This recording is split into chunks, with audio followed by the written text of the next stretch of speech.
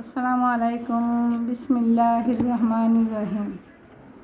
মহানবী সাল্লাল্লাহু আলাইহি ওয়াসাল্লাম তার প্রাণের শত্রুদের হাতের মুঠো পেয়েও কোনো দিন তাদের উপর প্রতিশোধ নেননি।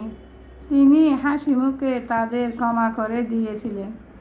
মক্কা বিজয়ের পর তিনি মক্কাবাসীকে ক্ষমা করে উজ্জ্বল দৃষ্টান্ত স্থাপন করেছিলেন। মহানবী সাল্লাল্লাহু আলাইহি ওয়াসাল্লামের প্রেম ও ক্ষমার আদর্শে মুগ্ধ হয়ে মক্কাবাসী স্বেচ্ছায় দলে দলে ইসলাম গ্রহণ করেছিল।